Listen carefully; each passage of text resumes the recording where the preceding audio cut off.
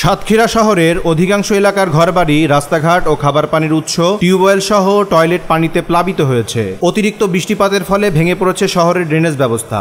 টানা বৃষ্টি, নদীখালের অপরিকল্পিত খনন ও দখলের কারণে সাতক্ষীরা পৌর এলাকায় জলাবদ্ধতা ভয়াবহ রূপ ধারণ করেছে। এমন পরিস্থিতিতে অনেক এলাকার মানুষজনকে ভেলা বানিয়ে চলাচল করতে হচ্ছে।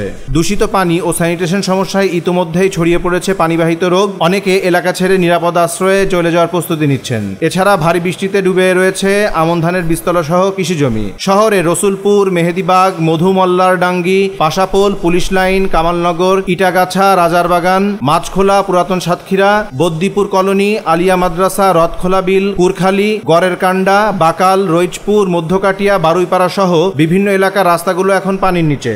বছরে 6 মাস পানিতে প্লাবিত থাকে শহরের বেশিরভাগ এলাকা। সাতক্ষীরা পৌরসভা কাগজে কলমে প্রথম শ্রেণীর হলেও নাগরিক সেবার মান নিয়ে বরাবরই অভিযোগ ওঠে পৌর কর্তৃপক্ষের বিরুদ্ধে।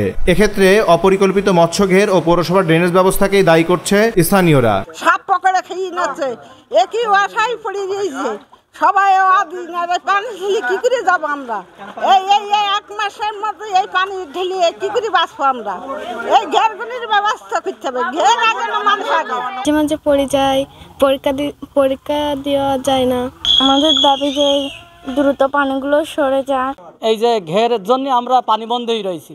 বাচ্চা কাচ্চা স্কুলে যেতে পারে না, সবার অসুবিধা হয়। মেয়ে ছেলে একটু রোগগ্রস্ত হয়ে গেলে তার নিয়ে যাওয়া যায় না পানির জন্য। বিভিন্ন সমস্যার কারণে আমরা বিশাল একটা সমস্যা। স্থানীয়দের অভিযোগ, কোটি কোটি টাকা ব্যয়ে নদী ও খাল খননে হয়েছে ব্যাপক অনিয়ম। প্রকল্পের মূল উদ্দেশ্য ছিল পানি নিষ্কাশনের পথ সচল রাখা, কিন্তু বাস্তব চিত্র দেখা গেছে ভিন্ন। খাল ও নদীর তলদেশ না কেটে পার উঁচু করে কৃত্রিম গভীরতা দেখানো হয়েছে। খালের প্রশস্ততা কমানো হয়েছে, যার ফলে বর্ষার পানি নদীতে না গিয়ে দীর্ঘদিন ধরে লোকালয়ে জমে থাকছে। এমনকি নদীর পানিও মাঝে মাঝে লোকালয়ে ঢুকে পড়ছে।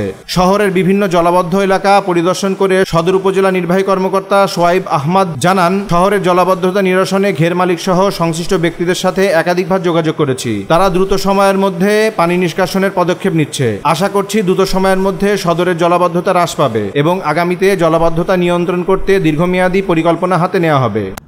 তো আমরা সবাইকে ফোন দিয়ে কথা বলেছি যে যাতে সবাই ঘেরগুলো কেটে দেয়। আমি নিজে আজকে আসছি এবং গুরুত্ব জায়গাগুলোর যারা আছে তারা যেহেতু এখানে পাচ্ছে তাদেরকে আমি ফোন দিচ্ছি এবং এটা ইনশাল্লাহ আগামী সপ্তাহের মধ্যে এটা ওখানে অবশ্যই প্রত্যেকটা পানি যাতে সুন্দরভাবে যায়, পানি যেন ডিসপাস হয় সেটা অবশ্যই ব্যবস্থা নেওয়া হবে। সাতক্ষীরা থেকে শহীদুজ্জামান শিমুলের পাঠানো তথ্য চিত্রে ডেস্ক রিপোর্ট।